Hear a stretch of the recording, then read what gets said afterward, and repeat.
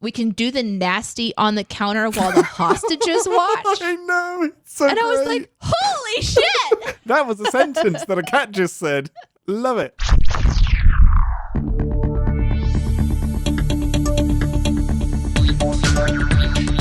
Captain's Pod, Stardate 5190922.1. Welcome aboard Starship's Enterprise, and thank you for joining us as we take a brief shore leave from the world of CinemaSins to explore the universe of Star Trek. I am your Captain Ian Whittington, and with me this week, her dilithium chamber resonates on a frequency only audible to Ferengi mice. It's Ambassador Deneé Hughes.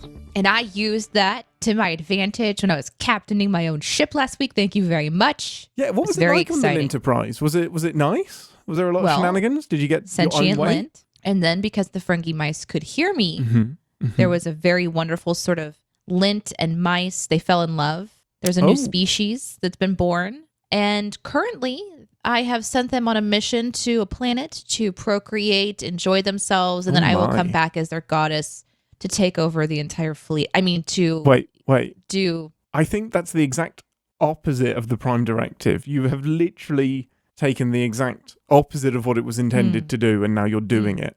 I guess I'm confused. Do we have our own Prime Directive because we're CinemaSins people? No. Like, we just have some extra subsections, some extra paragraphs. Yeah. You should check those because I think I updated those also. Oh, is that what the illegible scribbles were? I just assumed they were like the drawblings? Drawblings? Is that when you dribble and you draw? The ramblings of a mad person. I didn't realize. No. That's the lint mice language that was created. Wait, did you ink their little fingers, their little paws, and then just let them run on the paper, and that's their language? I'm gonna keep some secrets to myself. Okay, for now. I don't know. Why? But what was with all the blood? We'll talk about it later. We'll talk about it later. Like that. Okay, well, welcome back, ? Did you have a nice break away from this Enterprise, or did you miss us very dearly? I did miss the show, yes. And I didn't watch last week's episode either, so I feel a little bit behind and that I missed out. But yes, I did miss what coming happened on last to the week? show. Super quick. There was like stones that showed you your greatest desire and then turned you to stone while you were distracted. And then the Cerritos came along to... The burritos came along to... The chimichanga came along and stuff was negotiated and they had to do some cleanup. And then there was other shenanigans that happened on the ship where Tendi was doing some science training that went sideways. But then it turns out that the original science team from Starfleet that got captured was actually working with the aliens to turn people to stone and to data mine all of their information and all of their stuff. And then they got stopped and everyone was happy and cameos happened. That was the episode. It was pretty normal. I don't know that I don't know that benefited me at all. I feel like it was good. But thank you for trying. Yeah, that's okay. I mean, it might be better to watch it. It might be better to watch it. Can I tell you what the fans missed? Yeah. They missed you swearing. What? Yeah. There was very little swearing last week. Aww, my little fuckers. Fuck you guys. Yep. Aww. Guys, did that really happen though? Or are you just saying that? We had a message. No, we had a message. We really did. We had a message that said, "Man, it was lovely to have Aaron on the show, but we really miss we really miss Ambassador Deneé because of all the swearing." I'm glad to know that it's my cursing that you miss the most. That's not exactly my wittiness or my cleverness or my intellectual thoughts on what I'm watching, but just the fact that I can drop an F-bomb. That is exactly what was missed. Well, it's good to know. Yeah. It's good to know.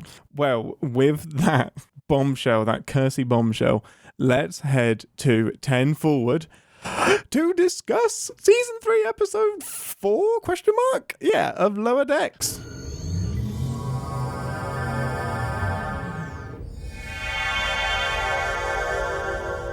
Welcome to 10 Forward, the part of the show where we grab a drink from the replicator, hope it doesn't give us any hallucinogenic effects, and share our immediate thoughts and feelings on the episode we just watched together. Most important question first, what would you like from the replicator ambassador? I think it's only appropriate that I say the spirit of Manuki. Oh, the spirit of Manuki. You want to drink that in?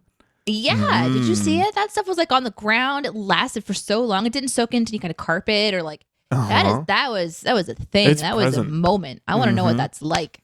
I just want shrooms. That's all. Just whatever the Arboretum shrooms were. I'll just take all of those in and do the show on shrooms. In the room that lacked oxygen? Yeah, that's how you really appreciate shrooms. Like mild suffocation at the same time. Yeah. Great. Amazing. Well, we joined the crew of the Cerritos Burrito as the engineer. Yeah, I stole it from you. I got there before you did.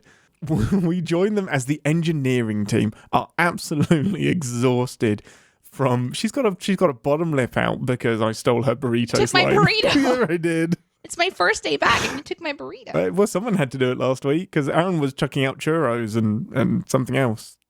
Were the churros from last episode? No. Okay. He said Cerritos, burritos. There was another food that he mentioned that I now can't think of. I mean, was it burrito-esque? Or was it like completely random, like a potato or something? Oh, okay. Potatoes? Anyway, we joined them as the engineering team, are extremely exhausted from fixing the ship after some shenanigans with an artifact that turned the ship ancient. And they are forced to go to a relaxation ship. Meanwhile, our lower deckers tried to get into a lottery and tried to rig it so that they would get a new ship on one of the more prestigious decks. Trying to beat the Delta shift people. Once you finished swirling around those decks in your mouth, what did you think of the episode? Overall thoughts and feelings. Oh my gosh. This one kind of gave me a few moments where I was remembering what it was like to have to, because like when they went to go for the new room, which the lottery for the new room, I was reminded of working at a call center where you were ranked by this algorithm of all of your ability to do your job and be there on time and all this stuff. Mm-hmm. And then there was a lottery for who would get the best shift. Yeah. Whenever it was like a shift thing. And I know it's the best room. Was triggered. Oh. I know, but for me, when I worked at the call center, it was like we had a lottery and like this whole ranking thing for getting the best shift. Oh no. And so I'm watching this episode, I'm just like, oh God, just transported back in time. But I actually like that about the episode because it reminded me that's what it's like when you're, in the trenches of a job like this. So, Well, I was going to look directly at you and just like, so Ambassador, does this feel familiar? Working extremely hard, and then even when you are told to rest, you end up finding ways to work, and then you just end up being a big old pile of fucking stress. Does that seem familiar? I mean, it's interesting that the whole point was that the engineers are happy when they're problem solving. Mm-hmm. So, and when they're being forced to stop working, that it actually isn't very great for them. Yeah. And so, I mean, your point kind of stands. And yes, that did seem familiar. And I was certainly. So me and Commodore Dicer were watching this episode together, and we both looked at each other and were like, I mean, I'm not that bad. Listen, I have a lot to do. I run a ship. Okay, there's a lot to do. Essentially, there's so much to do. Yep. Who is going to do it? We don't have a team of engineers. We have a Deneé. Okay, somebody has to do it. Okay, fine. Yeah, no, it would fall apart without you. I don't deny that, but that doesn't mean you don't need rest, Ambassador, whatever your title is. You just go until your body makes you stop. No, that's exactly what you do not do. Can we get that on a shirt? Just keep going until your body says stop. That's the red shirts. That's what they do until you keep going until you get phasered. To get back to the point, I enjoyed this episode quite a lot. Amazing. Now, this was a fun one. I really enjoyed it as well. I love getting in the guts of the Cerritos. What? Go on. Especially when they went into the holodeck. I knew you would love that scene. Oh my God, that slayed me. There's so many things that happened that were just like, oh my God. When she takes her shirt down to show her boob. Shanks is just like, will you put those away, Diane? So funny. I love that her name is Diane. It's so great. I know. It's so great. Like, I didn't know that they were together. Did you know that they were together or a couple? Yes. So there's an episode in season 1, I think. Or it's season 1 or season 2, where the entire crew, like, I can't remember exactly what happens, but they all get drunk or something. And basically, like, Shax and Ta'ana are just like naked and doing it just in the corridor, and like Boimler is naked in another room, and we're like, oh, hey, they're together, and it kind of exposes that they're a couple, and they are the sweetest couple. Like, they're so great. I liked that moment because it was like, it's not like basically, yes, sure, I like this whole fantasy fuck thing, but at the same time, we need to talk about my feelings sometimes too. I know. It was great. I loved died. that. That we was never even talked about it. There was enough of this throughout the show, and by this I mean the unexpected comment that like lingers, the one extra thing that a character will say that really puts it over the edge for me, that cracks me up. For example, when they were done hallucinating, and she's like, "I'm sorry, I had to take you out of your egg," and she's like, "It's okay. It was just really warm in there." It was really warm. I love just it so that much. one extra thing that makes it feel like this is a real conversation between people, because it doesn't feel like that beat of the scene is ending. They're just doing that one more comment that you don't expect, and I really enjoyed. I like the show. I like the show a lot. I love the way it's written. They are having so much fun. I saw an interview, I think it was on like Star Trek Day or something, and it was Mike McMahon and Torndy Newsom, the voice, the actor for Mariner. And they were just like, we would be doing this anyway. It's just really fun. We get to do it with Star Trek. Like, yay! Yeah. They're just funny people. They're really funny people. This also had a lot of fun callbacks as well. I know we're not going through everything we enjoyed right now. We're just doing general thoughts. Or no, get in. Do it. The moment when they were down below and they're about to trip and they're in like the botanical bottom part or whatever, and then like scans hydroponics up. bay. Yeah. And it scans up and there's the creature that's talking like the in the metaphors? Alien. Yes. And I recognized visually, and I was like, oh my gosh, that looks familiar. And then when he started talking in that form, I was like, oh, this is the one guy that does the thing. Oh, and that's amazing. And I can't think of it exactly right now, but Captain will remember. Yeah, Darmok. Where something fell.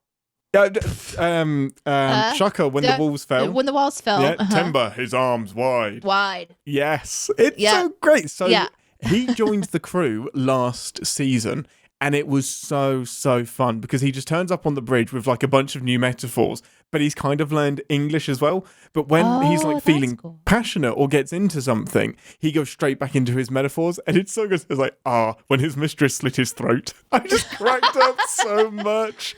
I do too, because there's so much we don't know about like what it means. And so they can really play around with unexpected. It's so great. We need to rewatch Darmok. Like, we need to do that as an episode that we review. It's so good. Keeping track of all the things that we need to watch, because it's growing. The list of things is growing. And I guess we should say we do sometimes throw it out to you, the podcast listener, on what you want us to watch. Like, we're obviously going through this series, and then I think we're going to pick up another series, but we do one-off episodes, and we will sometimes record like a bonus one. So be watching on Twitter, or here you can send like emails to us and stuff if you have a suggestion. Or if you're the person who's actually keeping note, send us that list. Captain's Pods at CinemaSins.com. I need to update my spreadsheet with requests, but Darmok is high on my list because it's such a beautiful Picard episode. It's so great. Keishon. His name is Keishon.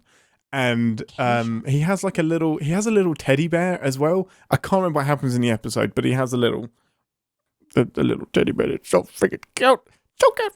I love that. On the hydroponics bay, I loved seeing underneath it, because we've always heard about the hydroponics bay, and it's a big deal in Voyager because they actually used it to grow food. Like, they needed it. It came in really helpful. Oh, interesting. Well, where's the water come from? Well, exactly. We didn't really know. Like, we assumed it was just being watered, like, somehow. But getting, like, underneath it and seeing that there's, like, a reservoir and, like, there's actually some roots and stuff that is helping support it. It's one of my favorite things to do, because I'm writing the show. One of my favorite things that they do is give us a deeper look at the stuff that we're really used to. Like, we know the cetacean ops exists. We know, like, the deflector control exists. Oh, they're they have connected to be. No, because then you have like algae water, and you don't want that.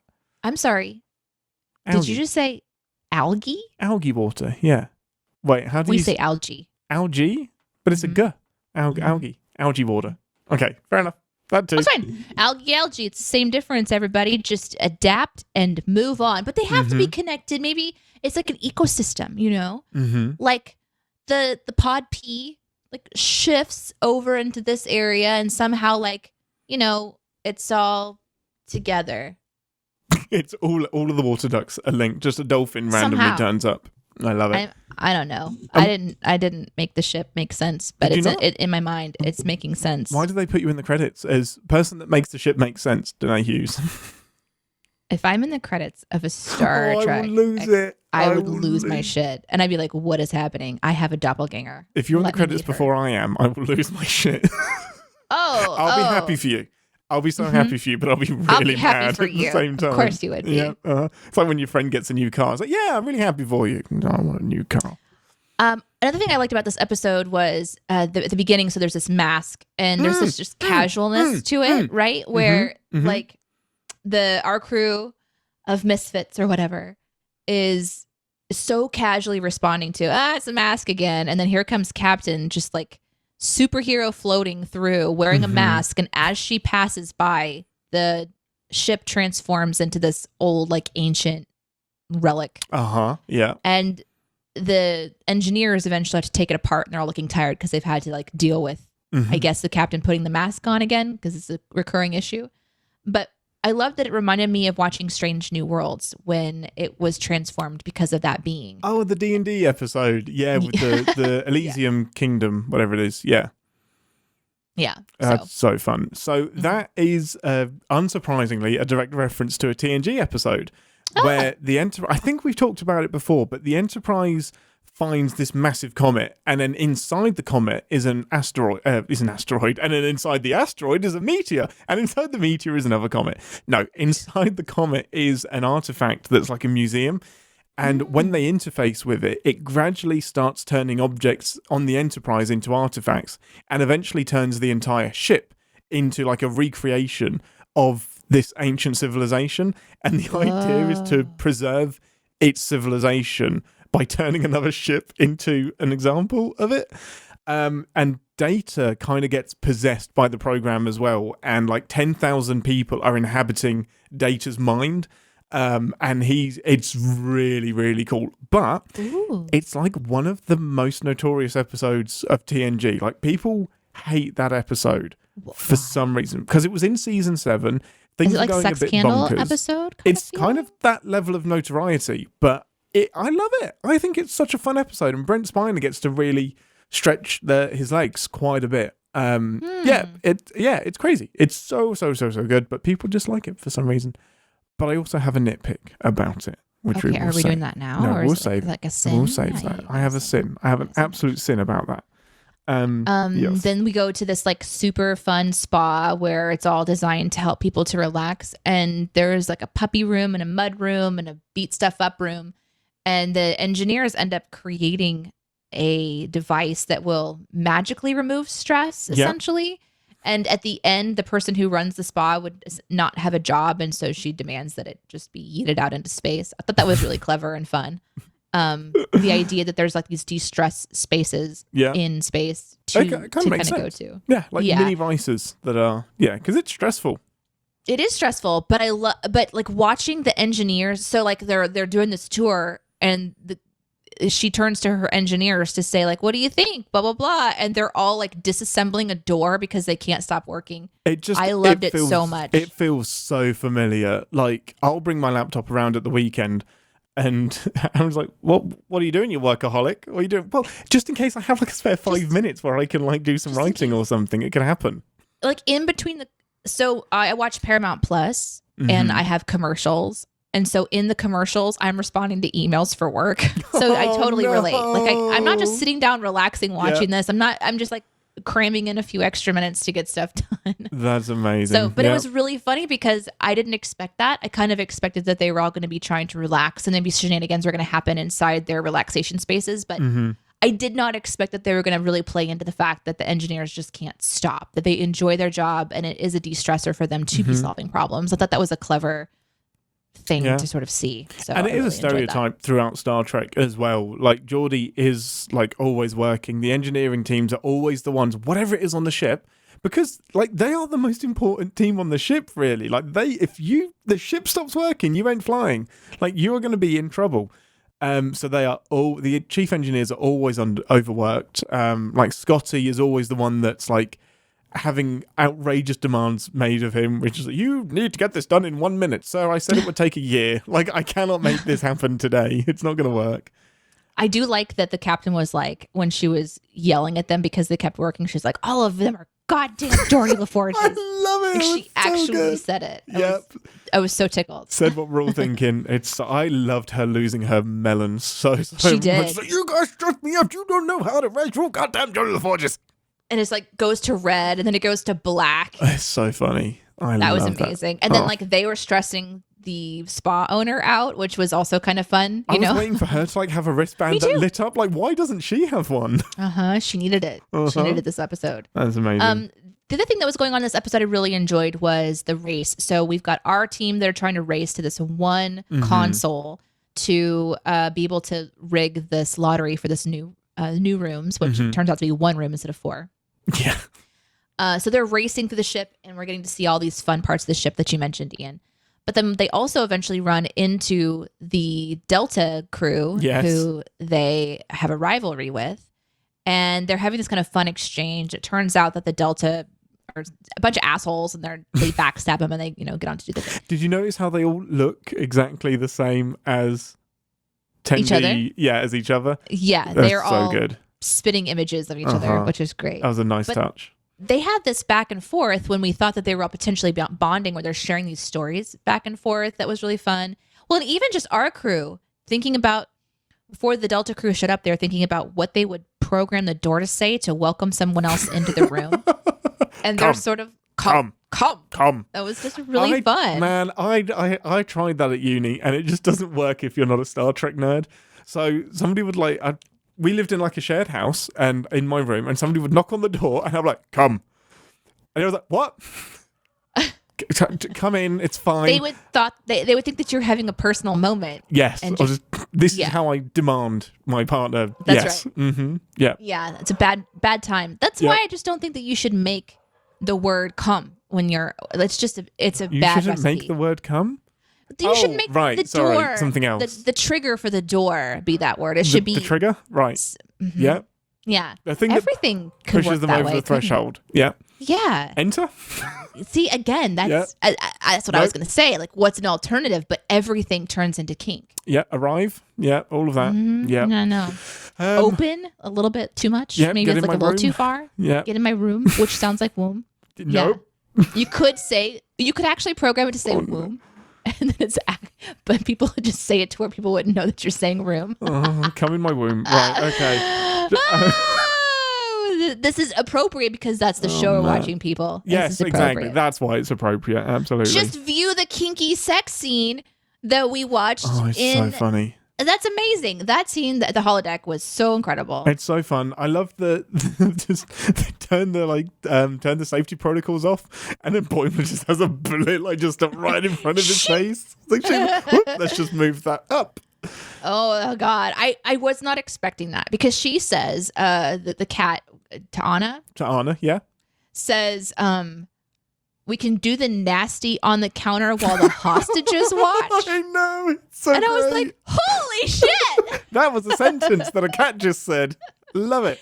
I didn't realize that they were in a relationship until that moment. What a way to find out. It's incredible. I mean, that's pretty much how we all found out, like them doing the Nasty. deed. Yeah, It's so great. Ta'ana has one of and it's not even a line that she says. Captain Freeman says it. It's like, from your last medical report, and Dr. Ta'ana says, and I quote, "You're a fucking pile of stress." And it's like supposed to be some advanced medical terminology for hyper distress overwork syndrome. It's like, nope, you're a fucking pile of stress. This episode almost does everything that. Let's say you were going to introduce this show to someone. Mm-hmm. Let's say that this was the first episode that you introduced them to. Uh-huh. This would, if this show is not appropriate for someone, it will happen in this somewhere because there's enough going on, whether it's like too much, too fast, too kinky, too forward, too silly. Like, there's so many ways that Boimler should be dead in this episode. Ding. Like, there's if something's going to bother you about the show that you can't watch it again, it's going to maybe happen in this episode. If you have a trigger, this is a good one to start. Yeah, exactly. This is a good one to go for. Yeah. I love the idea of like doing episode 1 of this season, which is like the rehash of First Contact, and you've got Zefram Cochrane and the Magic Carpet Ride, and like, it's an homage to Star Trek, I love it. And then jumping into this one when it's like, what have you done to my Star Trek? What are you doing? Yep. That's amazing. So this is something I wanted to talk about. Bold Boimler makes a return.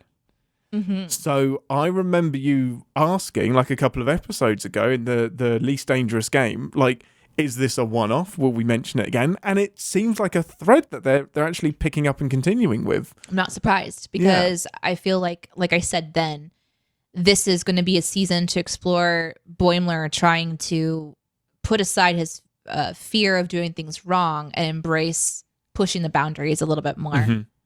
But there could have been an incinerator down there. His friends were not like, incorrect. Let's go. At some and then point, he's like putting his hand over, like, it's not hot.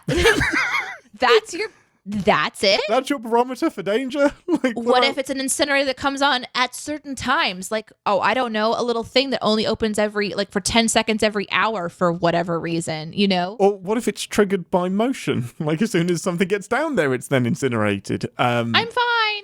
I'm okay. This is fine. Yeah, there's so much about that sequence of the different spaces that the team ends up going into that's fun, but also incredibly cynical, of course. Yeah. But yeah. No, I really, really enjoyed it. I think, so there was one other big reference, the 3-armed alien from the Dove, the pleasure ship? Relaxation ship? Pleasure ship, huh? Okay. Pleasure ship? Yeah. All right. I mean, sure, relaxation can be pleasurable. Relaxation. And so they are an alien that was introduced in the animated series. And I think that like Mike McMahon is trying to introduce something from the animated series into every single episode, just like, we wouldn't be here without you, like you did it first. It's really, really cool. Oh, I that's love cool. it. Yeah, it's super, super look fun. at my notes and seeing if there's anything else. To the note. There was one other thing that was really that was really clever. It was when the wild child is sort of describing things at the end, and she's talking about, we don't get much time together. So they finally figure out how to hack the system, but they realize it's just one room instead of 4 rooms. Yeah. And 1 room on deck 4 instead of 4 rooms on deck 1. Exactly. And so they think, well, we don't want to enter into the lottery because we want to stay together, because at some point we're all going to be reassigned and we're having fun together. So let's stay together so we can still have fun together. And she's saying, like, you're going to have this happen and I'm going to have this happen. And Boimler, you're going to be dead because you can't get over this whole bold thing. And I thought that was just so funny. Like, what He's a great just, like, way. nodding along, just like, yep, I will. Sure will. It would be, this will be controversial, I think, but it would be kind of funny if he does die. It would be, I mean, it's not beyond possibility. Like, it's a cartoon. Do what you want. Maybe he dies in the crossover episode. Like he becomes real and dies in the real. Wouldn't it be insane if he's like left in the past or something? Like, this fun crossover episode is actually an emotional gut punch. If we end up predicting that would be, I think people will be suspicious of us. There's something to be said about taking some big, like, on an animated series to make a statement. Yeah, totally agree. Yeah. And one of the biggest statements that you can make is to create a character people love and then actually let that character go. That's true for any story, is to actually kill off a character. So it makes Game sense of if Thrones, Boimler is going to be. Yeah. Yep. So I don't know. There's something about that might be kind of interesting. But I like that she said it out loud. Like, I just love the show. It's so great. At the very beginning, when it's showing the engineers are so stressed out, and the captain's kind of yelling at the crew. The calm guy like turns around and slaps the security guy. Billups. Yeah, the chief engineer. And then engineer. bursts into tears. Slaps him again. And And Billups is like, just let it all out, buddy. And he just weakly reaches up and just slaps him. I died. I absolutely died laughing. Shax just absolutely takes it like a trooper. It's like, he reminds me of Worf so much. Yeah. It's like, fine, I'll take it. Yeah, like, all right, whatever. It's just this like, this was out of line, but just hit me again. It's fine. Honestly, that I related to that too. The stress of the engineers just like falling apart and being like, I just got that. Oh, great, more work. Let's go. I love it. I'm here. Let's go. Oh my God. Bam! Slap. So good. It's so great. I love that turn at the end because I was waiting for it. Like, they were so happy that they had their resolution of, it's fine, we're all going to stay on the lower decks, we're going to be friends forever, it's going to be great. And then that immediate turn of, they all took the room. they all took the room. it. They put And then Rutherford just comes back and is like, so what funny. did you guys think of that? We were stressed out. It's such a great We were turn. stressed. We were tired and we were stressed out. It's amazing. There's a fun thing that the show does. It really embraces losing. It embraces these characters lose every a lot, episode. and it's how they react to just messing up and things not going their way. Yeah, and I think that that's part of the fun of watching this one. Is again, the writers found a way to, even at the very end, add one more thing I wasn't expecting, and they lose. It's not going well for them, and yet they're still trying to have fun. And then on top of that, Ransom just comes in like, hey, how you doing? I own 14 churros in an unmarked brown bag. So gross. Why can't he just replicate? Anyway, sorry, that's ReSINstance. So let's save it for ReSINstance. But yeah, ReSINstance. I have no idea how that's working. Last thing, I think we need to talk about the getting high experience in the Arboretum. Oh yes. So much fun. Boimler with like the pufferfish head. And she said it looked like a sea creature. She's like, you look like a goddamn sea creature. Hey, and her arms are like, what about your arms? And she's like, yeah, but I don't hate it. yeah, so that fun. Was fun. And her it's always huge like anime eyes was so good. I always get a little bit nervous when we go into these people are tripping sequence because you just don't know like how long is this gonna last? What are we doing? What are the stereotypes and the tropes? But it was the perfect kind of length, in my opinion. And I really liked that Green Girl just started beating the absolute shit out of Hot Pants. She went to town on her. She's like, get out of here. She's like, I'm sorry I cracked your eggshell. I know. I'm sorry I made you hatch, I think is what she said. It was so just warm. Embracing her like tripping reality, which is so good. Tendi, I think, is my favorite because she does that. Like, she can go whimsical and then straight into like the mum of the group that gets everyone in line, but then still plays inside the fantasy. She's so great. She's just down for everything. It's amazing. Yeah. They're really fun, and they're having a good time, and they're slowly getting sweatier and nastier as the day goes on. I love it so much. It's like, what maze? What maze? What do you mean? It's like, oh, sorry, we need to grab all the rabbits.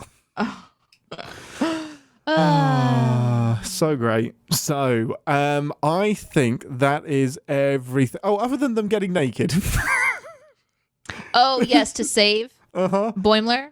They weren't naked. They were nearly naked. Like, let's just take all our clothes off and make a rope. That's what you would do.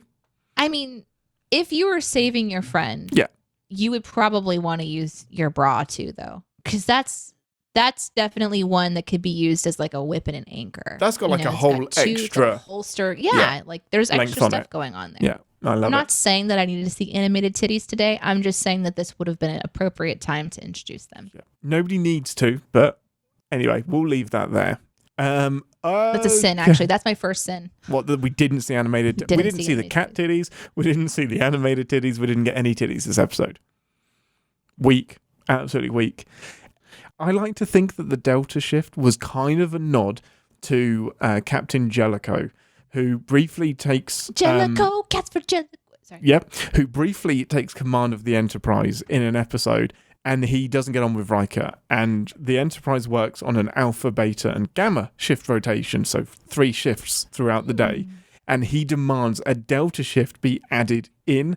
And Riker, like a day later, Riker's like, no, we can't do it. And he's like, well, they start in 2 hours, so find them. So in 2 hours, he has to assemble a Delta shift of just these exhausted people that just like, we want to go to bed. So I think the fact that the Cerritos has a Delta shift is either like a nod to Freeman's kind of more harsh dictatory style, or just a nod to Captain Jellicoe, or it's just random. But I feel like nothing in Lower Decks is random. No, I think the writers seem to be very particular about what they're pulling from in the Star Trek lore. Yeah, so I wouldn't be surprised if it was like a wink or a nod to that. I think Freeman is more Jellicoe than she is Picard. Okay, have you got everything off of your chest, including your uniform, apparently, for this episode? Yes, my titties are bare. Wait. That's why you joined Twitch. Okay, with that, it's time to head to engineering for ReSInstance's Futile. Battle stations, everyone. Warning. Warp core collapse in 10 seconds.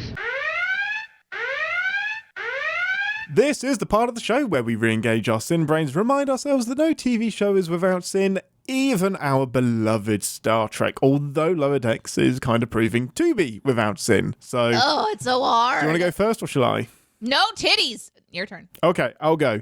So, the biggest, and maybe somebody will be able to correct me, but the biggest sin I had is that the episode in question, Masks, with like the haunted, the artifact that turns the Enterprise into whatever, and the same thing happens to the Cerritos that gets taken over and turned into an alien museum thing. They didn't have to fix it on the Enterprise. As soon as they dealt with the program, it was done. Fixed itself. Like I remember that. Yes. So they didn't have to like phaser it down or fix it at all. It was just fixed and everything went back into its box. So yeah, I'm just intrigued as to, I mean, the choice was obviously there because you need to make the engineers tired, but it's just, it's an interesting choice because that was quite a big thing. Yeah. My sin for that section, or kind of that part of the show, to me was that we got the impression that this had happened before. So the question is, why are we giving the captain access to a mask she can't stop herself from putting on? Well, yeah, and it wasn't putting the mask on that activated everything. It was just automatic. Like, as soon as you were interacting with the artifact, then it turns the ship into a doodah. So I guess it's a bit of creative license, and maybe this is a slightly different artifact. It was a different god, because the god that they were dealing with was Musaka I think, Musaka is waking. I think that's but in the TNG episode it was Musaka and someone else. I don't remember Miki or whatever it was being mentioned.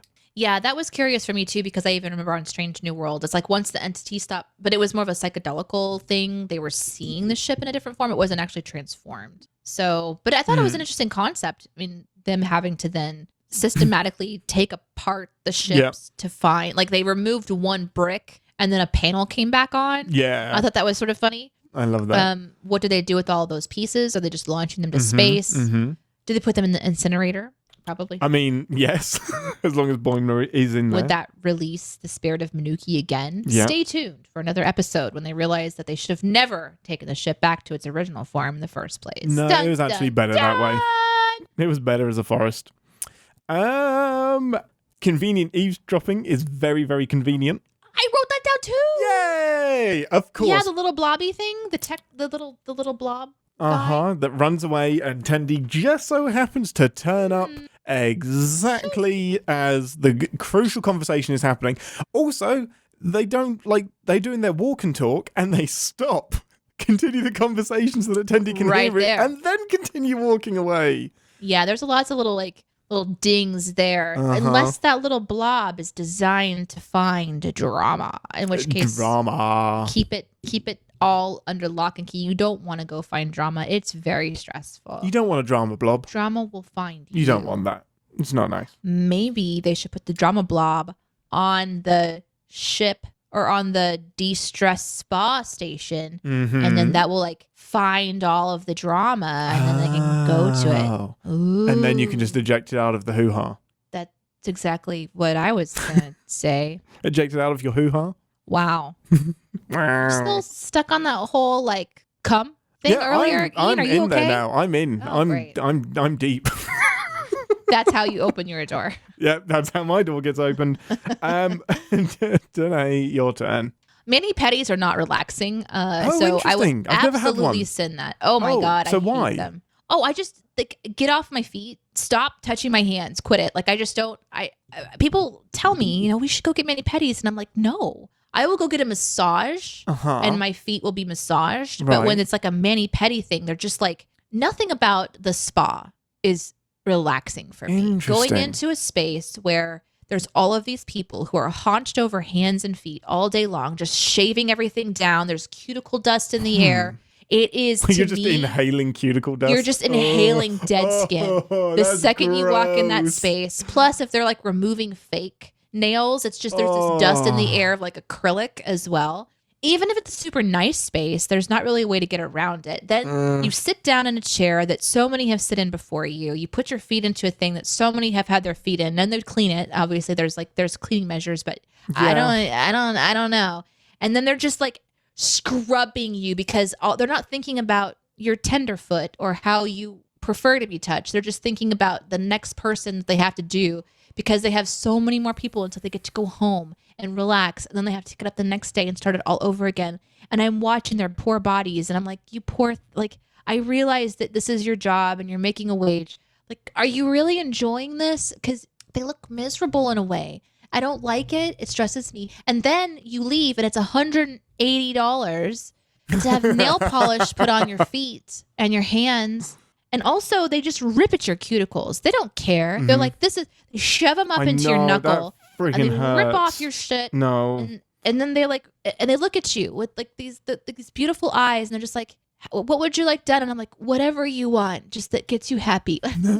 Whatever you need. If you Whatever just makes this day easier for you. You just want to not touch them anymore, that's okay with me. I'll pay you to not touch my fingers. I am here because someone asked me to join them, and I don't want to be, maybe you and I can just go outside in our bare feet and go stand in the grass. Yeah. I mean, I'm at a loss now because no one's forcing you to do this. And what if they like doing it? What if they enjoy it? And what if they're very hygienic? They could. And what if they're like recycling the air? Oh, I would love that. These are the questions I don't ask before I go that I probably should. I should find a place that's just like they're really enjoying themselves. But for me, I would find a sin here where it's like, I disagree. So like I would have fun with this one. I would tell a story. I would go off. I would have a rant, and then I would just ding pedicures. You tell a story. Never. When has that ever happened? Amazing. I mean, I am so succinct. I never just go off on rants. I've completely lost where I am now. But yeah, that something in there is a sin of the show. I'm 100% certain. It's a bonk. So we get the stereotypical selective cultural memory loss where like people remember classical music and remember the Beastie Boys, but they somehow don't know what a bank is, and that it's actually called a bonk or something. Like, it's just one of those cliches that's kind of annoying, like how specific the knowledge of the 20th century is and isn't. Like, banks are big enough cultural institutions, as shitty as they are, that it should be remembered. Like, how can you know what money is and not remember what a bank is? Yeah. I would send that. Yeah, that could be a good one to send, and an easy one as well. Like, oh, that's convenient. Yeah, I'm going to do another one that's kind of a rant that is more personal, where I'd have to turn the sin into something that's more of a personal joke. Puppy playroom is not always a peaceful thing. Like, for me, I think I would probably love it. Yeah. Or a kitten room. Yeah. What a specific thing to have. And how do you always have puppies? Like, how does that work? Replicated. I'm sorry, what? You just replicate puppies. Stop it's fine. it. No, you can't replicate living things. Of course you can. No, I don't think you can. I don't think that's correct. No, I'm pretty sure you can't. I'm amazed that it's not holographic puppies. They've got to be, they have to be something, because otherwise they have to be near a planet that constantly has puppies. Well, they have a puppy delivery. Just constantly, right? And then like, they just have, that's a lot of puppies, I'm just saying. So there's something there, but then also, when that person fell over, they did not look like they were enjoying themselves. They looked terrified. If you watch that scene again, when they're walking by all the rooms, they're like, and then the puppies, and you never see their face. It looks like the puppies are just devouring them. I would love that. You like turn the camera around and the puppies were like rabid. Yes. So the sin there would be like, this person is in their nightmare, and then like zoom in on their face because it didn't look like they're having fun. And then just like add our own blood just for fun. Yes, I would love it. Did you see they went overload on the puppies with they did the puppy with like the little wheels on its back that he didn't have any legs, and it had the wheels. It was a puppy that needed it. I know. Oh, it was so freaking cute. I cannot believe that medical science hadn't advanced enough to allow him or her to have legs. This is what I'm saying is they look very real, and I just it's like a puppy farm, and then we could send puppy farms maybe. Ding, that kind of thing. So there was something there that I would have gone into, and then of course that will lead me into my next sin, which is the adjacent room, unless you're going to get that one. No, I was just going to say that the cat room would stress me out. I love cats, but they are not a relaxing creature. Like, they're all claws and bullshit. Like, you will absolutely not be relaxed with cats. Yeah, that's a bad idea. Or the mud room. Let's think about all the things that happen under the surface of water when you're all together, like hanging out. People pee. They don't tell you about it. You're just sitting in someone else's, watered down urine. Yeah. You know you are. So what's happening in the mud room? And I would probably send that. Like, by the way, guys, you're sitting in cat piss. Like, you don't even want to know what's under the surface of the mud room because you can't even see it. Ugh, gross. Grim. Right, what was your next room? The mudroom. I just talked about it. Are you okay? Are you reading the chat right now? Wait, mudroom? Oh, did you go straight into it? I thought you were just talking about cat piss. This is the joys of doing a live show. Join us for the live show of Captain's Pod on Twitch and streaming on our CSPN channel on YouTube. Well, I guess I have to leave that in now. Amazing. Yes, no, totally agree. I think I would love to be in the Klingon room as much as possible. That throwing sounds daggers. Fun. Yeah. And that tells you a lot about the people that you're listening to right now. I would rather throw a mechlef than chill out with a dog. Let's see. What else would I send? I have one if you're ready. Okay, yeah, go for it. I just think in general, the door should not be allowed to open in the middle of your holodeck program, or if it does, it should immediately pause everything. Yes, or right? just put it into incognito mode, or because there are some things I don't want people walking into, and you can't just immediately close the laptop lid. Like, you're in the environment, you're kind of stuck there. So that should be built into all holodeck programs. You shouldn't just be able to walk into somebody's weird, creepy bank heist fetish dungeon. No, there have to be rules to that. It seemed like that. I did think about that at the time. Like, wow, you could just go in and spy on someone, or if they turned off of the safety protocol, like, people could get really, really hurt. Absolutely. Well, I mean, that is actually another nitpick, is that usually you need a special security code to turn off the safety program, because it makes sense, because holodecks could kill you, it could happen. I think, like, in general, again, it's really hard for me to stop and come up with something specific, but we're not technically writing a script right now anyway. All of the shenanigans, like I mentioned, just how many times Boimler should have died. I think it'd be kind of fun to just do adding up of all the times that Boimler should be. I mean, multiple times after an episode. That deflector room was pretty fun. I have no idea how he survived being inside the deflector array while it was deflecting. But that's something I was supposed to mention in 10 Forward was I love that was such a nod to, hey, there is a difference between shields and deflector shields. The deflector shields push the meteor and the space debris out the way, and then the shields are zap, zap, zap incoming things. So the deflector shields aren't super strong, they just push stuff out the way, and then the shields are the ones that take the meaty hits, but they drain a lot of power, so you don't want them on all the time. Thank you, Mike McMahon and team, for explaining the difference between deflector shields, because Strange New Worlds got it wrong. They said deflector shields to maximum. Nope. No, that won't help you against phaser fire, my friend. Oh, I forgot that. Wow. So deflector shields are amazing. Yeah, I love it. Love it. Yeah, so that wasn't a sin, though. So did you have a sin? Wait, no, that we're in the what was I sin saying? part. Oh yeah, no. The fact that the fact that Boimler survived being in there, all of the radiation is just going to kill him from in there, I'm sure. My very, very last one is that I think the engineers should still build the thing, the pod thing that every single ship should have to relax the crew. That should still be built by the engineers. They shouldn't just assume that the Dove is going to build it. I'm glad you mentioned that, because I do have a thought that occurred as that pod thing appeared. So essentially, it opens up and the inside looks like pillow with a shape kind of scooped out. And that shape was so interesting to me. It looked like it was a universal shape that included a tail and included all kinds of different things. And I was like, that is so, it was like putty or something. Yeah. It would just go around you and squish. I mean, who knows what happens in that chamber. It sounded delightful. I love it, but it seemed to exactly change to Freeman's shape as soon as she stepped into it, which was intriguing. Yeah, it was intriguing. Well, that's it for this week, everyone. Thank you for joining us, especially everybody that managed to join us on the CSPN YouTube channel and the CinemaSins live channel on Twitch.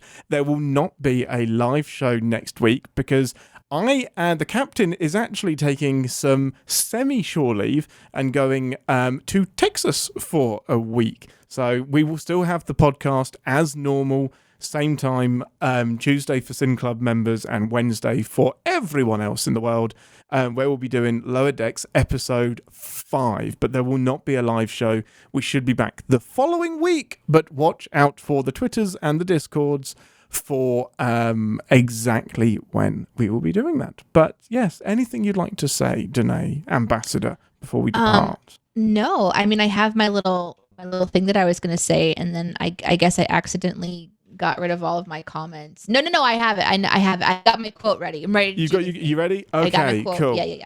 Thanks for listening, everyone. I'm looking forward to having my ethical grey area explored. You took mine. Oh no! Okay, no, I've got another one. Have you got another one? No. I'll just say, and let's go grey to the Delta shift for me.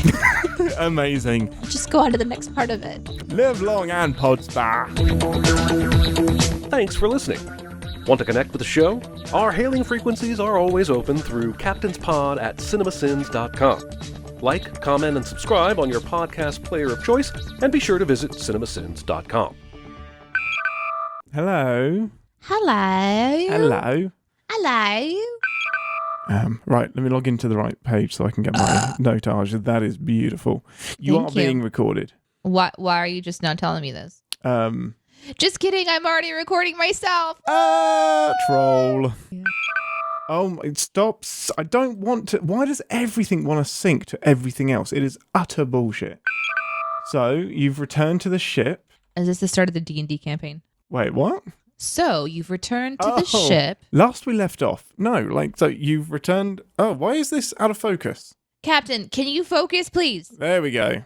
Oh, the lighting is all over the place. Like, I got a big thing there. Anyway. Are you okay? Yeah. Are you all right, Captain? Huh? You feeling okay? Who? Huh? You? Are you all right? Are you Please okay? state the nature of the medical emergency. The captain's having a fucking breakdown. Did you say lower decks or lower dicks? She's back. See, I'm cussing. It's amazing. I'm giving the fans what they want. You give it to them. Give it to them hard. Watch us wreck the mic. Watch us wreck the mic. Coming to you from Springfield, Missouri. It's CSPNCP live from a bunker. Yeah, how did you get to Springfield? Oh, shoot. No, we're not in Springfield. I just assume I'm in Springfield. Well, Republic? Republic. Amazing. It all makes sense when you think about the things that you think about, and then it makes some sense, motherfucker. It makes sense. You gotta do the thing, cause the thing that makes sense. Whoop-a-doo-doo-ba-doo-boop-a-doo-ba-doo-doo. Oh, no. Oh, did you just poke your eye? You Yeah. just took out your contact with your thumbnail, didn't you? Yeah. Oh, it's gone. I saw it pop out from all the way over here in Republic. Oh, no, it's actually... Don't roll on the ground. What if you No, roll I over think your it's down contact the- lens? No, I think it's down the side of my eye. Oh, that's great. Okay, well, then it'll eventually just come back around. That sucked. That was like up. That went up. Yeah, over my eye. It went in your eye. Oh, That went in man. your eye. That Yeah. was rough. You all right? Are you okay? Yeah. We're gonna think that you're crying. That episode was so emotional. I got the churros, the unmarked bag of churros. It's just the most beautiful love story I've ever heard. I saw kitty titties. They were amazing.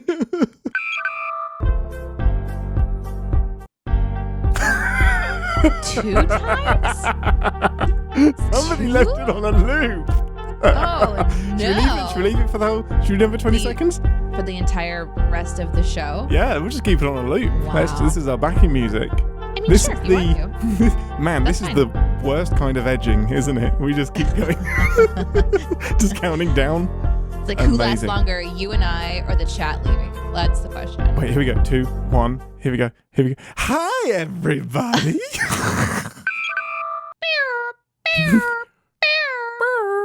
Is this you with the titties? But if you're a cat, it would need a lot more arms. Or a lot less? I don't know. Well, they have like the 6, right? Like they have like the 6 titties. Do they? Oh, they're a sorry. cat. Well, they have 6 nipples. Doesn't mean they have to have. No, I guess Okay. it kind of does. No, I mean they all Yeah. milk. That's fine. Not that I've ever seen it in person, but I've seen kittens like race to a mom before. It's terrifying. They have 8.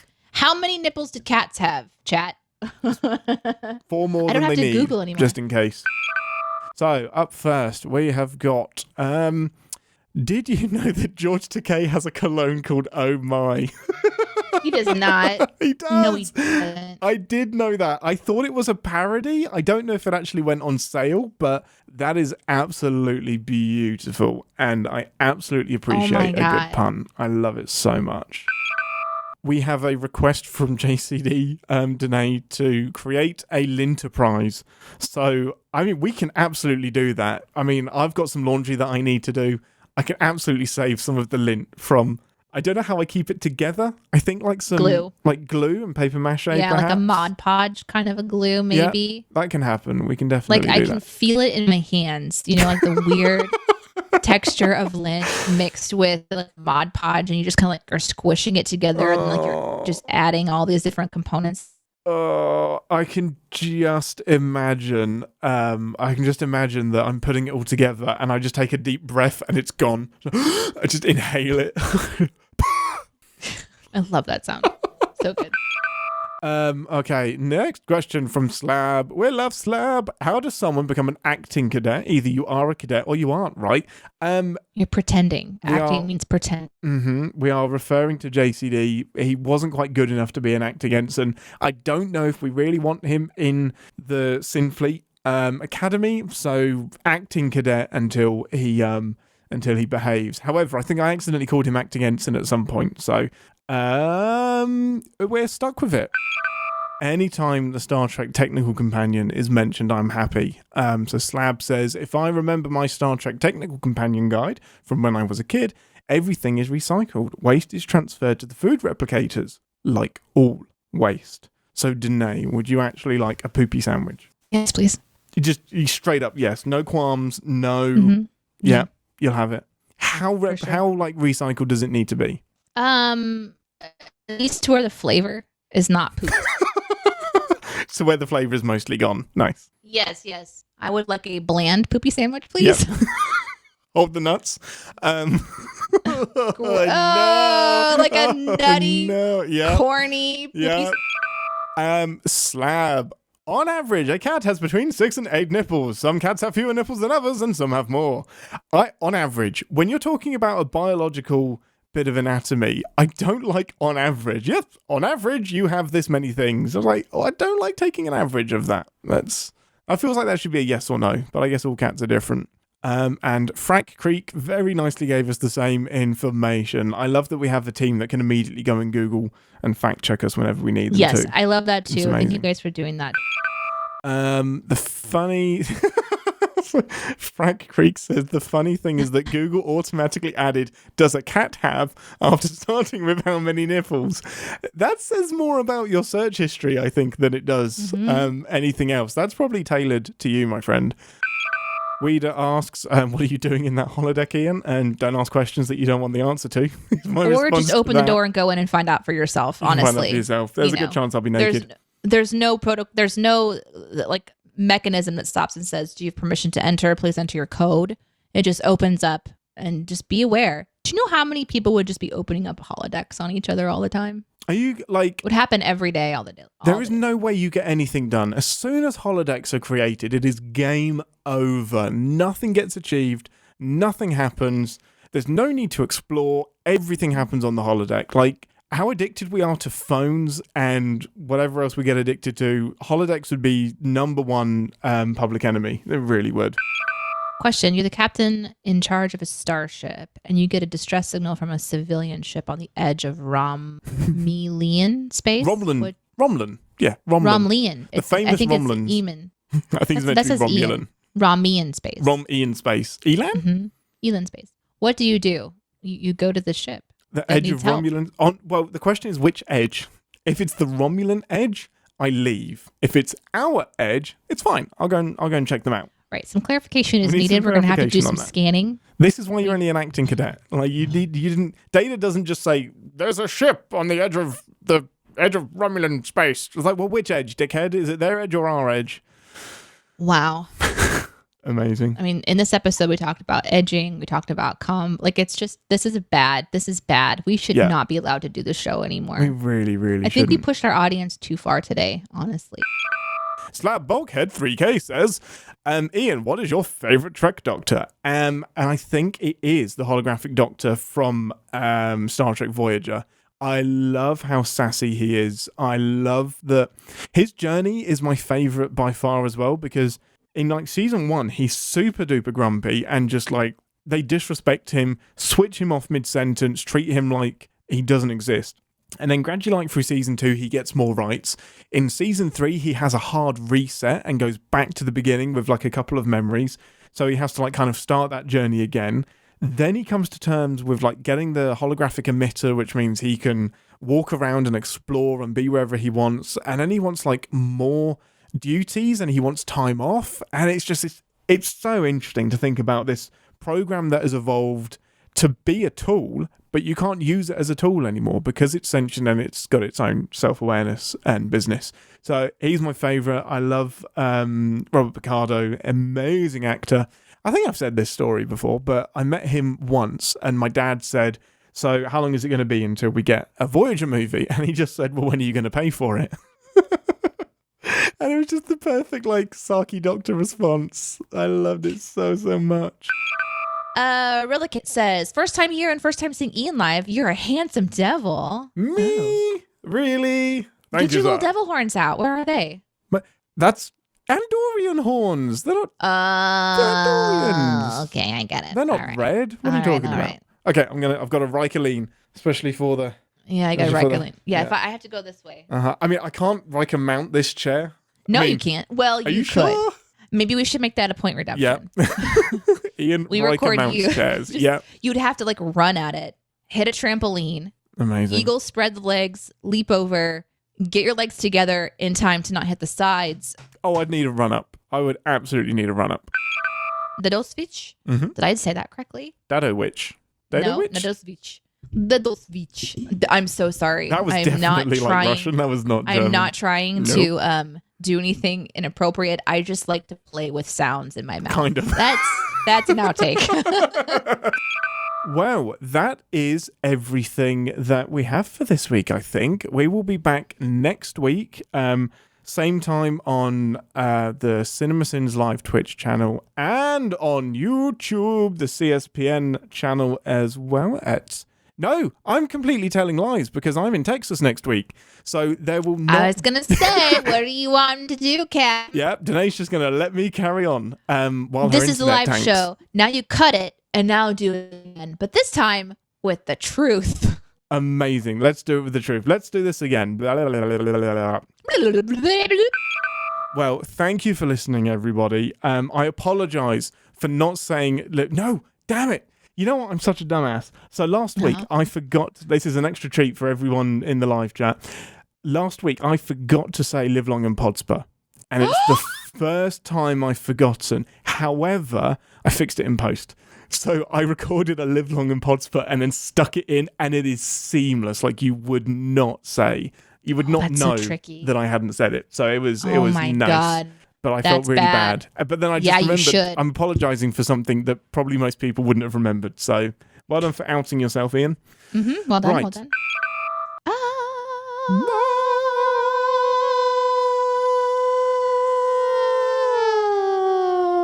Let's see here.